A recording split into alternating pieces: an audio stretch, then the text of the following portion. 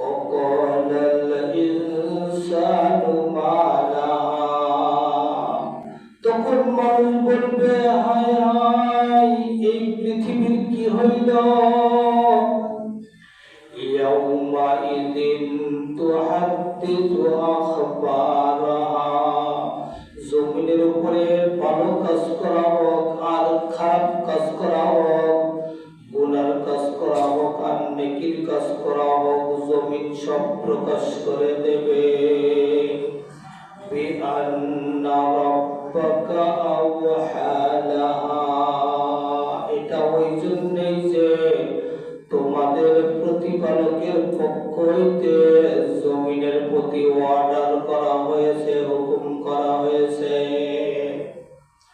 তাহলে অনেক খবর পাওয়া যেতেছে আগামীকাল 6 তারিখে নাকি আবার ভূমিকম্প হবে তাহলে ভূমিকম্প হয় কার ইচ্ছায় আল্লাহর ইচ্ছায় কি কারণে হয় আমাদের গুনাহের কারণে ভূমিকম্প ভূমিধস সিডর আইলা নার্গিস জলশ্বাস হেলেনা দোলেনা করোনা যত কিছু আছে সব আমাদের গুনাহের কারণে আল্লাহ তাআলা এই জমিনে এই গজব অবতীর্ণ করেন এই গজবগুলো হলো ছোট্ট ছোট্ট গজব আর কিয়ামতের আগে যে গজব দিবেন ওইটা হলো বড় ধরনের গজব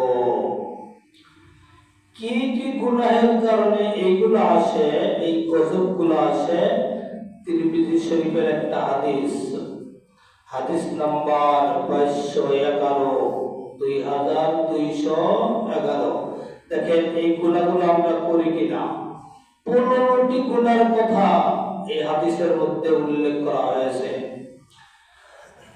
নাম্বার 1 ইদাতুকিদাল ফাইবুতু ওয়ালা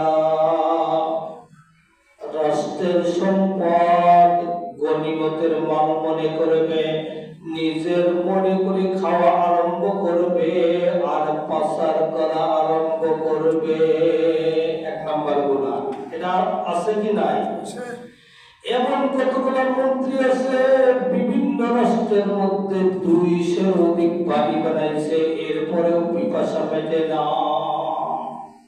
এই সমস্ত গুনার দ্বারা ভূমিকম্প হয় সিডর হয় নার্গিস হয় করোনার মতো গজব এইডসের মতো গজব অবতীর্ণ করেন আল্লাহ তাআলা তাই 1 নম্বর গুনাহ হলো রাষ্ট্রের মাল জনগণের সম্পদ নিজের মনে করে খাওয়া আরম্ভ করা এবং এইটা চুরি করে পাচার করা নাম্বার 2 অল আমানাতু মাকমানা আমানতের মাল লুটের মাল মনে করা কারণ সে আমানত রাখা হয়েছে সাক্ষী নাই তার কাছে যখন চাইতে যাওয়া হয় কবে আবার তুমি আমার কাছে মাল রাখলা তোমার কি কোনো সাক্ষী আছে অস্বীকার করে ফেলে অথচ তার কাছে আমানত রাখা হয়েছে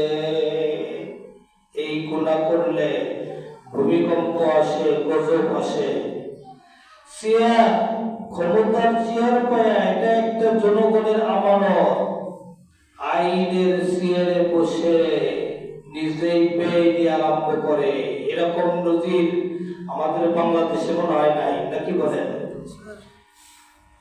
দেখেন এই গুনাহগুলো আমরা করি কিনা আমানতের মাল লুটের মাল মনে করা নিজের মনে করা খেয়ানত করা এই যে চেয়ার একটা আমানতের চেয়ারে বসে আইনের চেয়ারে বসে যা করে সব বেআইনি করা এই গুনাহ করলে আল্লাহ তাআলা গজব নাযিল করেন এই হাদিসের ভিতরে আছে 3 নাম্বার ওয়াযাকাতু মাকরুমা যাকাতকে জরিমানা মনে করা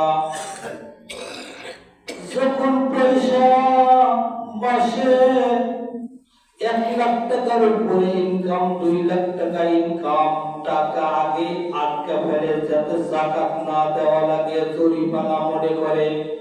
এমন চালাক মানুষ আছে না? খুব টাকা, অনেক টাকা, কিন্তু যাকাত যেন না দেওয়া লাগে সেই পথে হাঁটে।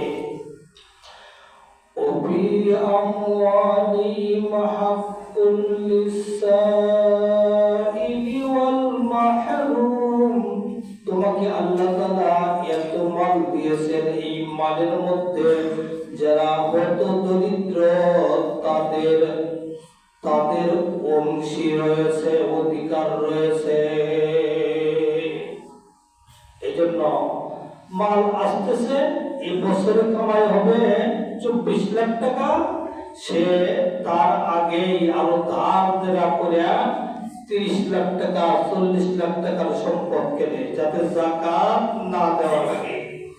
যাকাতকে জরিমানা মনে করা, এটা করলে কি আসবে জমিনে? নবীজি বলেন গজব আসবে। নাম্বার 4, ওয়াতুআল্লিমা লিগাইরিদ্দিন।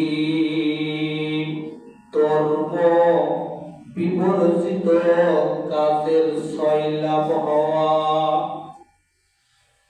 ধর্মের কাজকে গুরুত্ব না দিয়ে গান বাজনা, নাচ খেলা ইত্যাদির প্রতি ঝুঁকে পড়া। দেখেন বর্তমান শিক্ষালয়গুলোতে, বিশেষ করে প্রাইমারিতে আমরা দাবি করি যে ইসলামিক শিক্ষক নেওয়া হোক, এটা গ্রহণ করে না রাষ্ট্র। অথচ গান শেখানোর জন্য, নাচ শেখানোর জন্য গানের মাস্টার, নাচের মাস্টার নিয়োগ দিয়ে শত শত কোটি টাকা রাষ্ট্রের থেকে ব্যয় করে। হয় কি হয় না? গানের শিক্ষক নিতে মাথা ব্যথা নাই, নাচের শিক্ষক নিতে মাথা ব্যথা নাই। আমরা যখন বলি ইসলামিক শিক্ষক প্রাথমিক পর্যায়ে একজন করে নিয়োগ দেওয়া হোক, এটা কেউ শোনার মানুষও নাই, চিন্তা করার মানুষও নাই। এই গুনাহ করলে আল্লাহর গজব আসে, নবীজি বলেন। নাম্বার 5, ওয়াতা'আর রাজুলু ইমরাআ। পুরুষ বিবির অনুগত করবে।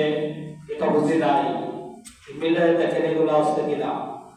পুরুষ যখন বিবির অনুগত করবে, ওই পুরুষ মায়ের কথা শুনবে না, বাপের কথা শুনবে না, বিবি যা বলবে বিবির মাঝখানে থাকবে।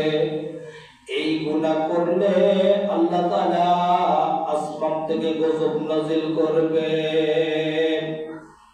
নাম্বার 6, ওয়াকাতুম্মা।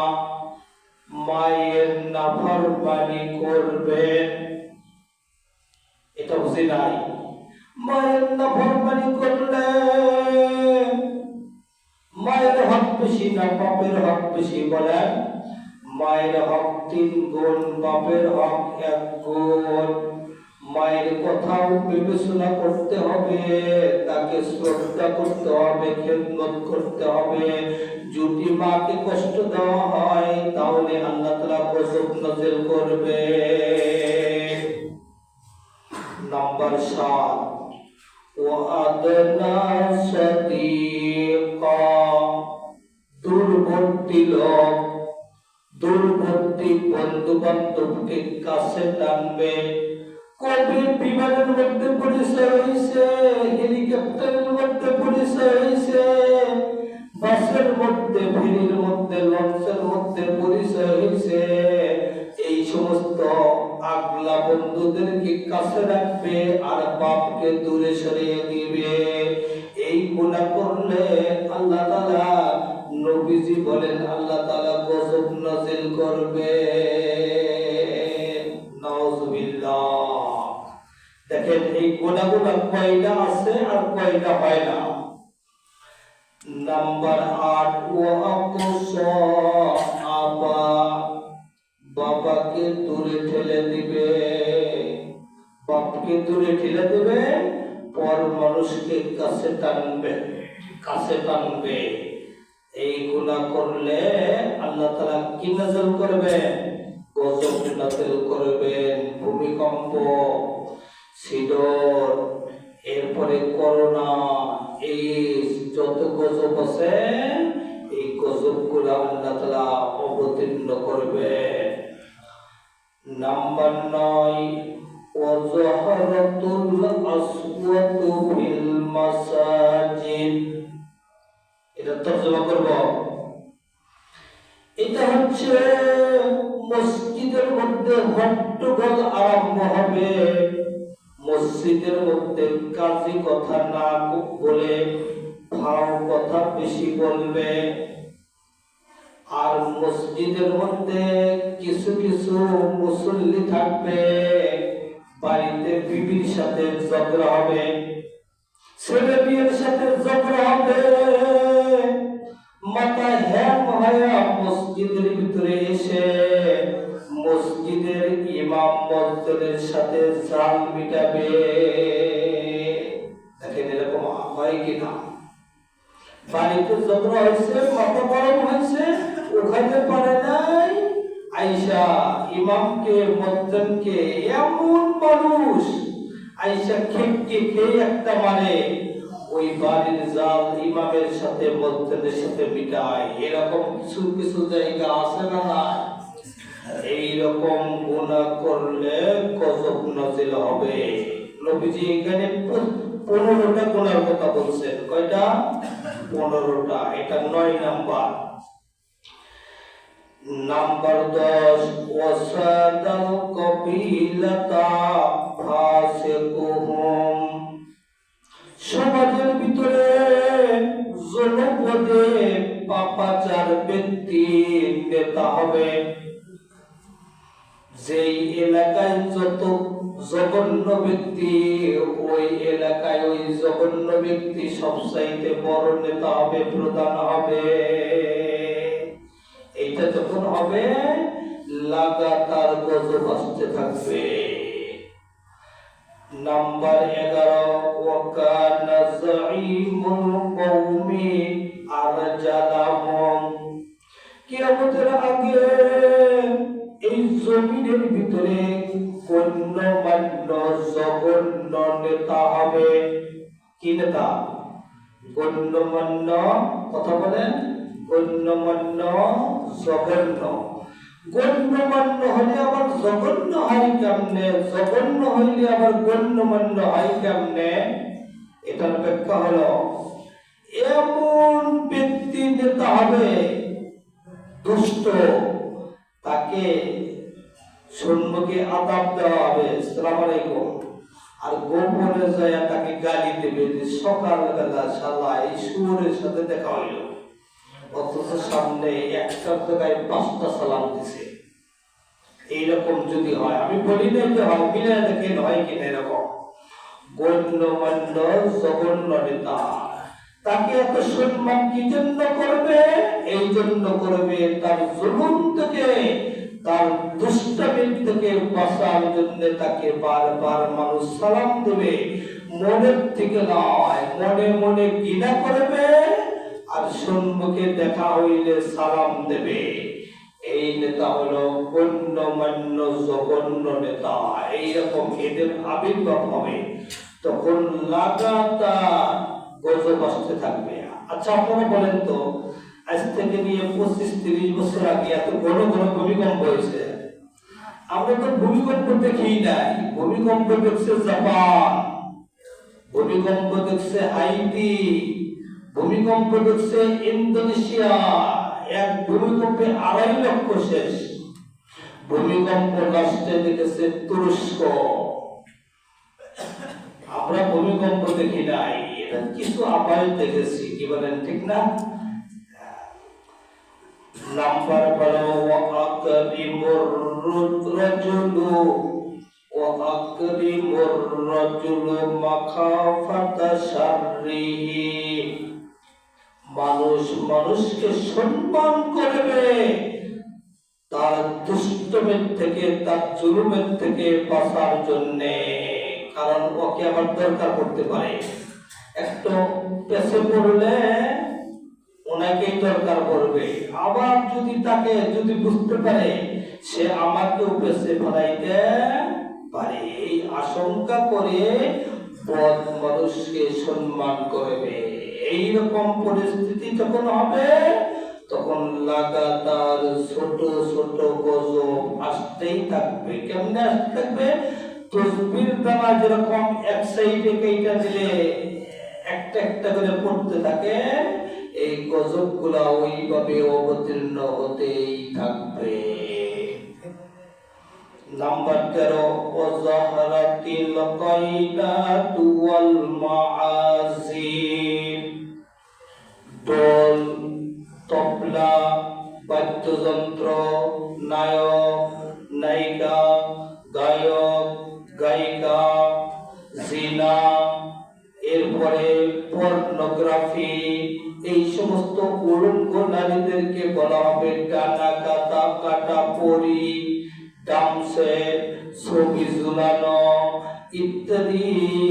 এমনকি কোন কোন মন্ত্রীর বাসায়ও পতিতালয় থাকবে। দেখেন এগুলা আছে কিনা। এই জন্য বর্তমানে এমন বাদ্যযন্ত্র আবিষ্কার হয়েছে, বাদ্যযন্ত্র যখন বাজায়, যদি কোনো হার্টের রোগী যায়, হার্ট অ্যাটাক করতে পারে, ঠিক কিনা? মানা করলে আরো উল্টো শব্দ শোনা লাগে। আর এই জিনাকে পতিতালয়কে রাষ্ট্রীয় পর্যায়ে স্বীকৃতি দেওয়া হয়। কইলে এর দ্বারা ওরা উপকার করতেছে। কি উপকার? বলে ওইখানে যায় মাথা ঠান্ডা করলে ওই সমস্ত ছেলেরা রাস্তায় ইফতিজিং করবে না। নাউজুবিল্লাহ। এই পতিতালয় যদি থাকে কি আসবে? গজব আসবে। কোন কোন মন্ত্রীদের বাসায় তো পতিতালয় আবিষ্কার হয়েছে, পাওয়া যায়। এইরকম বাদ্যযন্ত্র, নতুন নতুন বাদ্যযন্ত্রের আবিষ্কার আল্লাহ তাআলা মাফ করে। এই জন্য বিয়ে শাদী যে কোনো অনুষ্ঠানে আমরা এই ডান্সের বাজাবো না, ইসলামিক বিভিন্ন গজল আছে না, বিনোদন করার জন্য সেইগুলো আমরা ব্যবহার করব। আবার দেখেন, নেতার ছবি রাখতে হবে। সাহাবা আজমাইন নবীজির ছবি তাদের ঘরের মধ্যে রাখছেন, ছবি লটকায় রাখা। এইটা আরম্ভ হয়েছিল, অবশ্যই এখন একটু নামছে। এমনও হওয়া আরম্ভ হইতো মসজিদের ছবি টাঙ্গানো বাধ্যতামূলক করা হতো। নাউজুবিল্লাহ। ছবি টাঙাইলে সামনে যদি ছবি থাকে, নামাজ পড়া হয়, ওই নামাজ কি হয়? মাকরুহ হয়। কি হয়? মাকরুহ হয়ে যায়। ছবি টাঙানো ভালো জিনিস। আবার দাদার ছবি, দাদির ছবি, নানার ছবি, নানির ছবি, ছবি আছে ভিতরে রেখা দেন, টাঙ্গায় রাখবেন না, রহমতের ফেরেশতা আসবে না, ওই ঘরের মধ্যে গজব নাযিল হবে। নাম্বার 14, ওয়াশুরিবাতিল খুমুর। মাদক সেবন, গাঁজা, মদ, ফেন্সিডিল, হিরোইন, ইয়াবা, এইগুলা সেবন বাড়বে। আগে দেখছি, শুনছি যে যারা বড় বড় মানুষ তারা এইগুলো সেবন করত। এখন প্রাইমারি স্কুলের ছাত্ররাও পর্যন্ত মাদক সেবন করা আরম্ভ হয়েছে। এই মাদকের ব্যাপক বিস্তার হলে লাগাতার গজব আসতেই থাকবে। মাদক থেকে আমরা দূরে থাকবো ইনশাআল্লাহ। আল্লাহ তাআলা তৌফিক দান করেন। নাম্বার 15, এটা শেষ। ওয়ালাআনা আখিরু হাযিহিল উম্মাহ আউওয়ালাহা। আগের জামানার মানুষদেরকে নির্বোধ মনে করবে, বোকা মনে করবে। ইমাম আবু হানিফা কি জানে? কিছুই জানি না। অবশ্য আমি বেশি জানি। আব্দুল্লাহ ইবনে আব্বাস রাদিয়াল্লাহু তাআলা আনহু কি জানে? কিছুই জানে না। আব্দুল্লাহ ইবনে মাসউদ রাদিয়াল্লাহু তাআলা আনহু কিছুই জানে না। অথচ উম্মতের মধ্যে সবচাইতে বড় মুফাসসির আব্দুল্লাহ ইবনে আব্বাস, উম্মতের মধ্যে সবচাইতে বড় মুহাদ্দিস হযরত আব্দুল্লাহ ইবনে মাসউদ রাদিয়াল্লাহু তাআলা আনহু। এদেরকে অনেকে নির্বোধ মনে করবে। এরকম করলে কি কি লাগাতার শাস্তি হবে? ভূমিকম্প, সুনামি, শিলাবৃষ্টি, করোনা, অতিবৃষ্টি, অনাবৃষ্টি, সিডর, টর্নেডো, নার্গিস, তারপরে এইডস, করোনা, এইগুলা লাগাতার আসতেই থাকবে। আরো কিছু পয়েন্ট আছে। আল্লাহ তাআলা আজকের এই হাদিস তিরমিজি শরীফের 2211 নম্বর হাদিস, এই 15টা গুনার কথা বলা হয়েছে। এই 15টা গুনাহ থেকে আল্লাহ তাআলা বিরত থাকার তৌফিক দান করে। এই জন্য এই গজবের সময় আমরা দোয়া করব, সকলে বলেন আল্লাহুম্মা ইন্নী আউযু বিওয়াজহিক, আল্লাহুম্মা ইন্নী আউযু বিওয়াজহিক, আল্লাহুম্মা ইন্নী আউযু বিওয়াজহিক। এর অর্থ হলো, হে আল্লাহ, তোমার কাছে পানা চাই সমস্ত গজব, ভূমিকম্প, ঝড়, তুফান, করোনা, সিডর, যত রকমের এইরকম যত রকমের গজব আছে, এই সমস্ত গজবের থেকে তোমার কাছে পানা চাই। হাযা মা ইনদি ওয়াল ইলমু ইনদাল্লাহ আলাইহি তাওয়াক্কালতু ওয়া ইলাইহি উনীব। আজকের আলোচনা আল্লাহ তাআলা আমল করার তৌফিক দান করেন, বলেন আমিন।